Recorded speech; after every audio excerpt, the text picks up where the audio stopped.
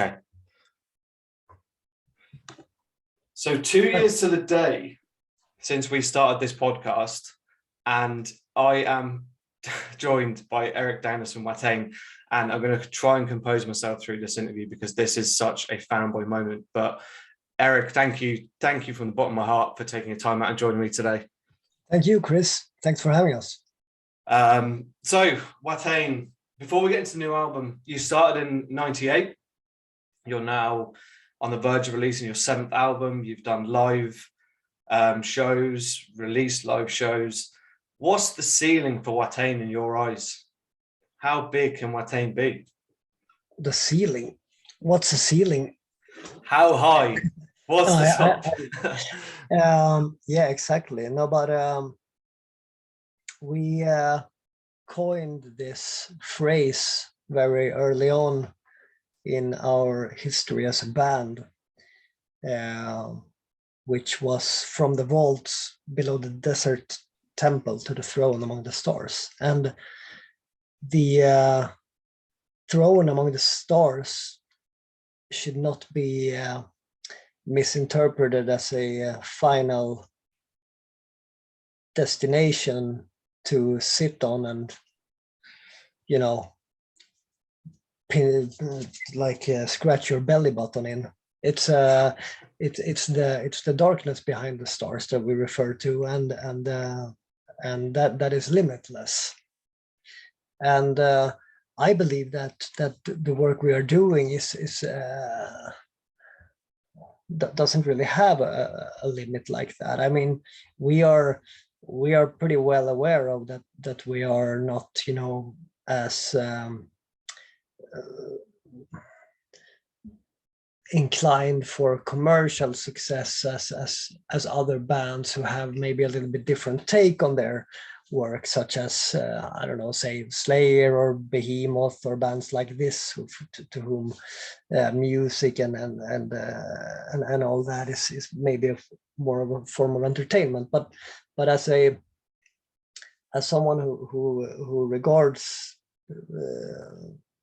their work as spiritual and I mean, by all means artistic rather than a form of you know, pure entertainment, I don't really see limitations really in the sense that the normal entertainer, so to say, perhaps would, you know.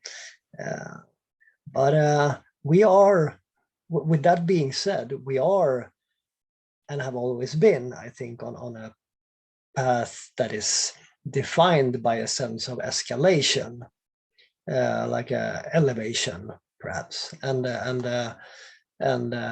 not necessarily in terms of success. I think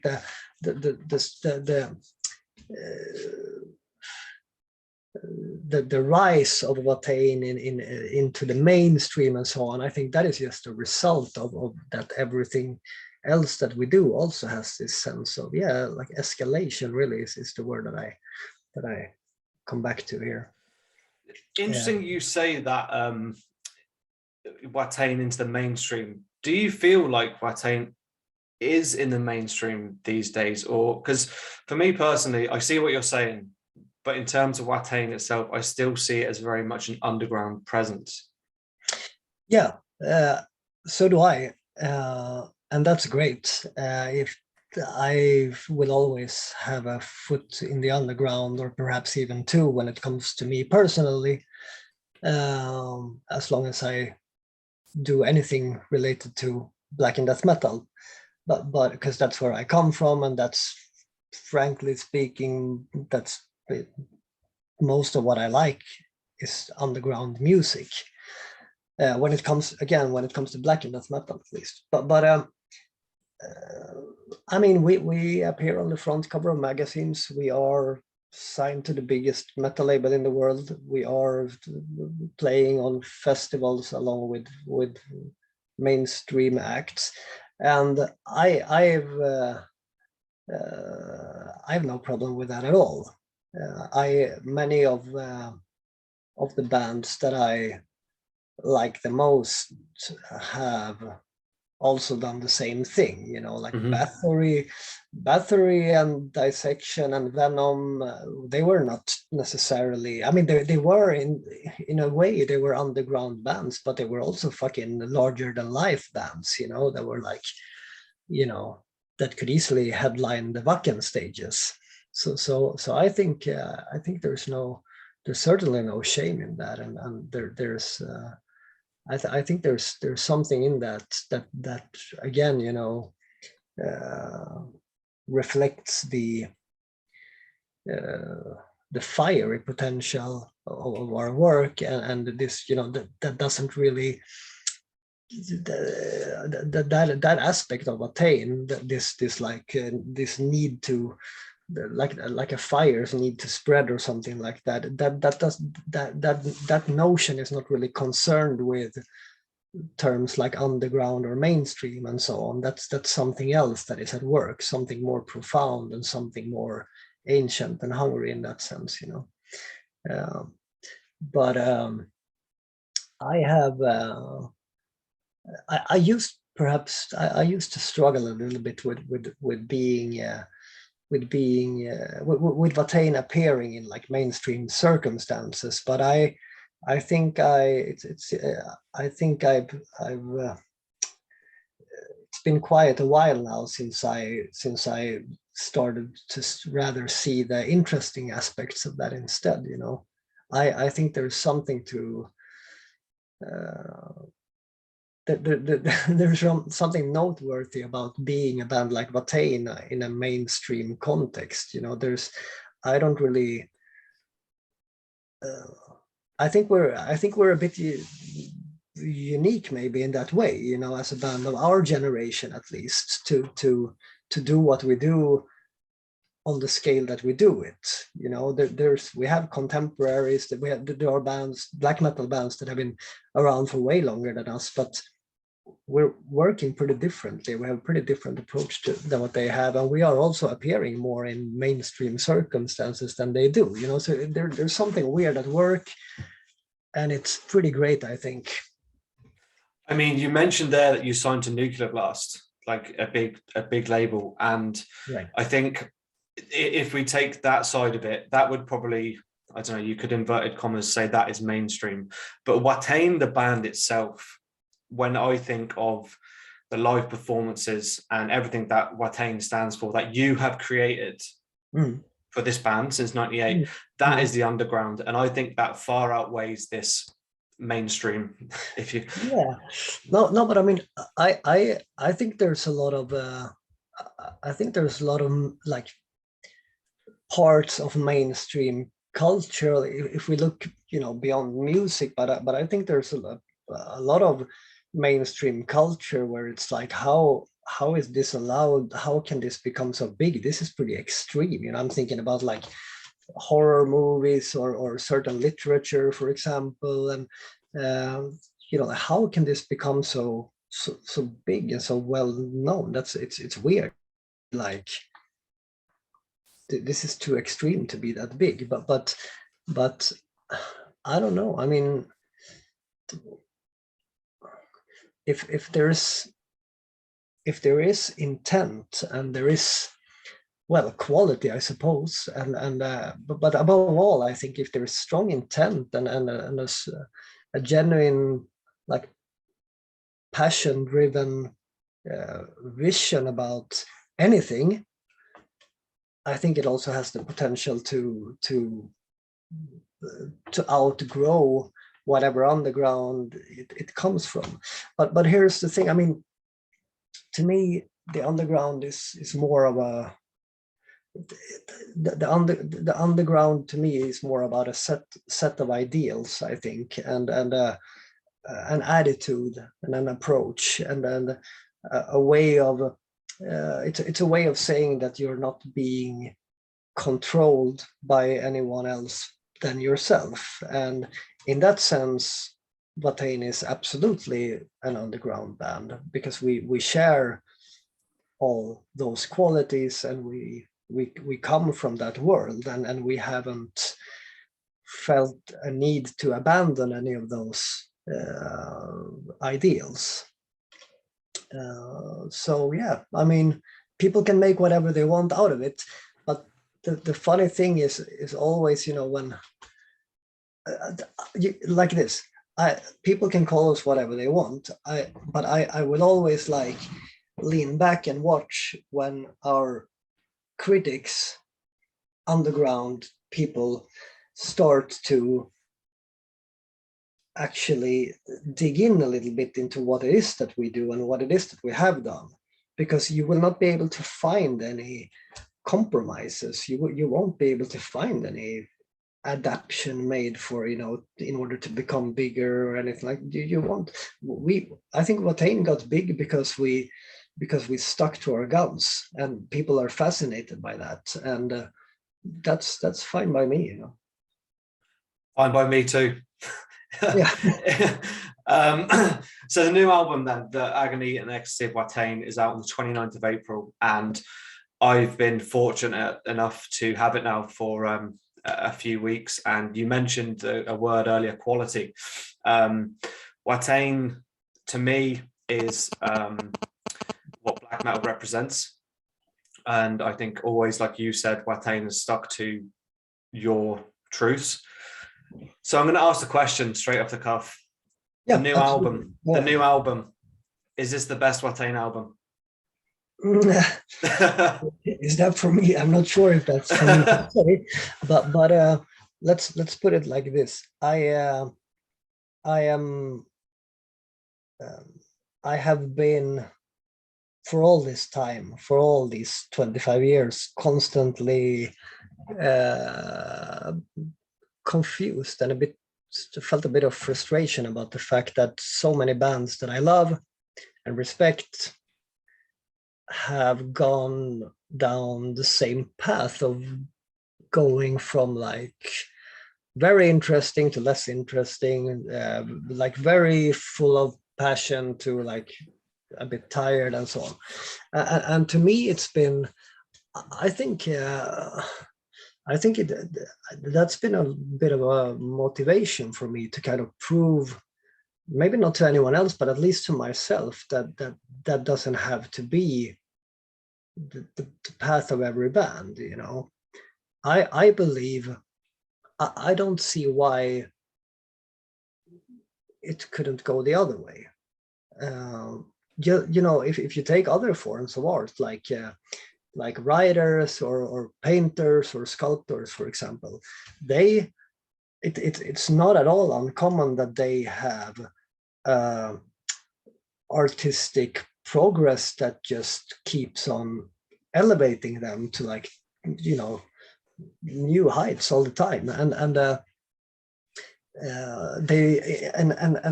as a reward for that, of course, they will get more inspired. They will dig deeper into themselves. They will fucking, you know, develop their craft, right? And I don't see why that shouldn't apply to our work or our way of doing things. I really don't see that. I think, you know, if you want to be blunt about it, I think it often has to do with the fact that people start living normal lives and become like regular members of society, and maybe get a job on the side, and maybe get a kid to many, or, you know, and the whole thing that fueled their, you know, youthful drive on their first album, it kind of like withers away. We, with Watain, we have kind of chosen to, well, we don't live like that. We don't have ordinary lives. We're not really members of society in that sense. We live out in the woods, and we have embraced this lifestyle to 100%. And when you do that, I think you can write better and better music, better and better songs. I think you can do more and more interesting things. I think your mind becomes sharper. I think your senses become more, well, you become more and more able to express your senses and your you know, the things that are within. And shit, I mean, that stuff takes a while to perfect and to kind of yeah, to develop into something that really, into something meaningful. So with that very long answer, sorry, I guess I meant to say that it. I'm not sure. I don't know if this is the best album. I think that's up for others to decide. But I really think that it should have the capacity to be. I really think, well, it should be, in a way. But but then again, it's not only about, people will not only hear, on what level things are at, or where. I mean, people might still appreciate the songwriting more on another album. That's not for me to say, but I definitely mean that there's more of ourselves. There's more. There's more of everything, and it's much more refined and much more distinct and focused, I think, than it has been before. And I mean that all those qualities, no matter how you twist and turn them, that should mean that things get better. I'll throw my opinion in on the album. Not that you asked for it, or that you probably No, go ahead. Mind much. Like I've been a Watain fan for a long time now, and a lot of my friends, and we meet up and we're talking about Watain. Lawless Darkness is naturally one of the albums that comes up, and everyone loves that. Of course. I think personally, this new album, for me, is absolutely brilliant. And I mean that in the sense that you have still got, like we talked about earlier, that Watain roots, as in the black metal, but there is also a lot of other dimensions on the album. We Remain, for example, being one of them. And I love bands that have, I'm going to use the word evolve, and I don't know whether you agree with that. No, I think it's a beautiful word. The opposite is being a retard, I suppose. The opposite of evolving. Yeah. Yeah. But I love bands that evolve because it means that it keeps things interesting for the listener, like me. But also at the same time, I would imagine for you, writing songs like this keeps it interesting for you as well.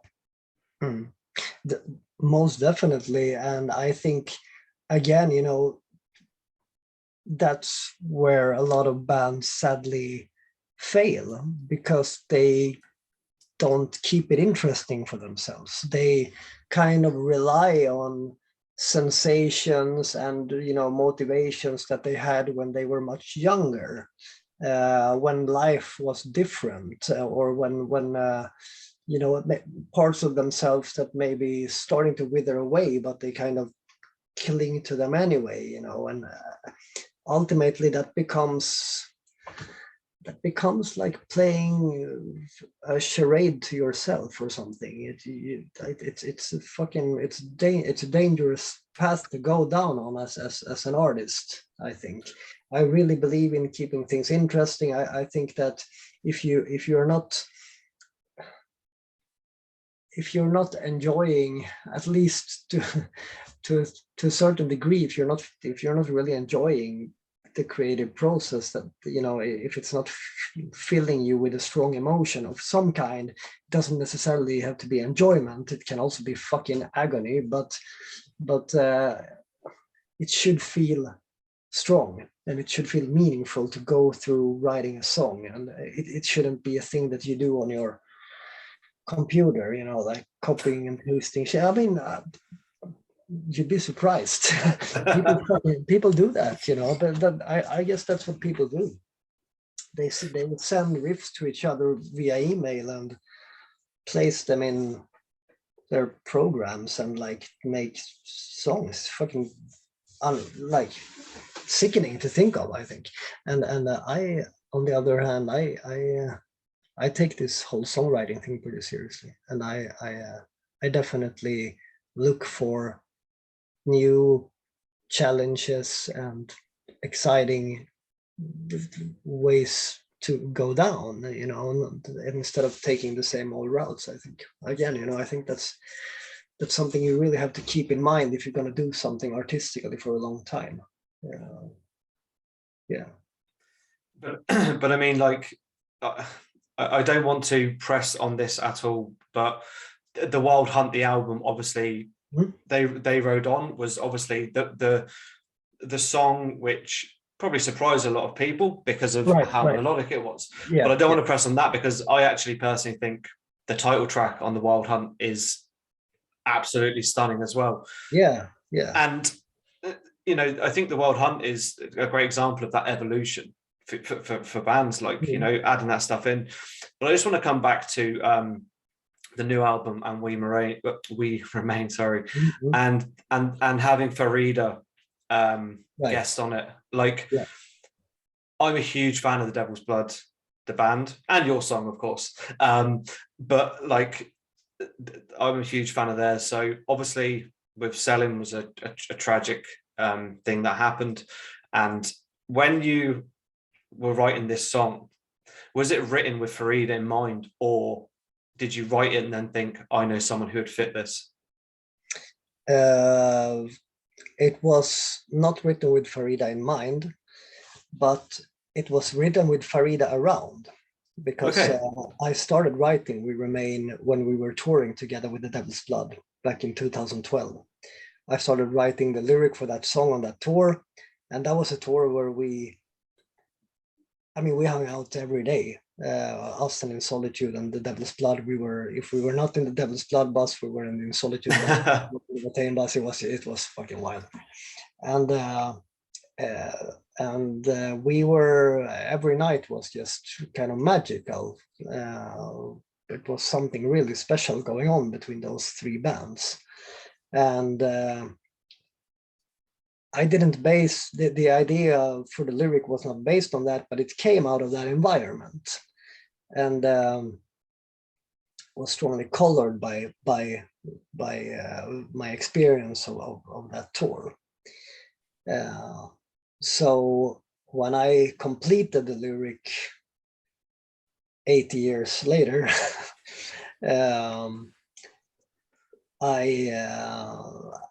I got taken back to that time. I mean, it is a very special time in my heart in general.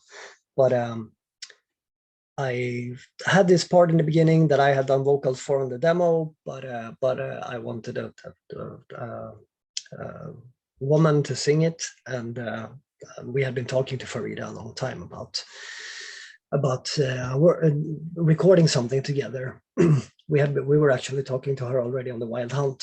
Her and Selim were going to come up to when we were recording, but it didn't happen. So it was but it was just one of those moments when everything just falls into place. Yeah. And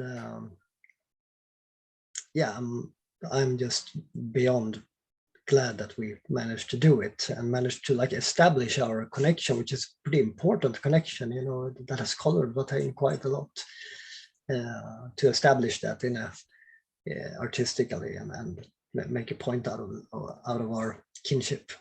Absolutely. And you released the video for it, I think last week or a couple of weeks ago. Exactly.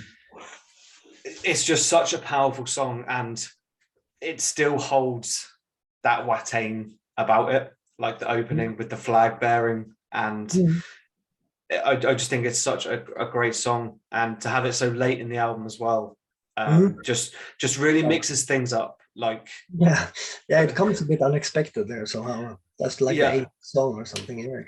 It's very late in the album, but that's what I mean about this evolution, is that you're keeping people guessing as well where it's going to come on the album, things like that.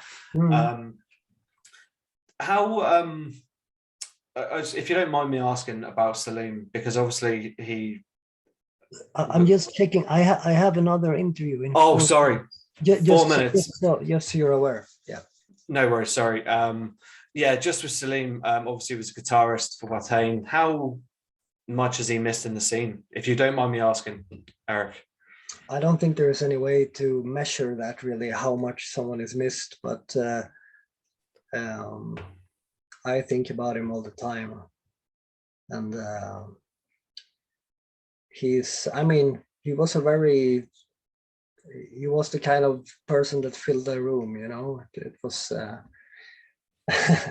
he didn't really have an anonymous character about him. He was very very charismatic and full of passion, really, and ideas. And he wanted to talk. He wanted to expand on things, you know. And somehow it's always those people that go first. I don't know. It feels like that. Yeah, the people that kind of burn too strongly somehow. But yeah, I mean, he will be a part of everything that we ever do, and I think that he would have loved the new album, and I look forward to playing it for him. I think it's a lovely touch having Farida on for that case. Exactly. Listen, I know you've got to run. Honestly, I can't thank you enough for your time. This has been like a dream come true sort of thing, and best of luck on the album release. Hopefully we'll get to see you at some point on this tour, but until then, Erik from Watain, thank you so much, man. Thank you so much. Thanks for having us, Chris. Thank you. Good luck with the show. Cheers. Thank you, mate. Cheers.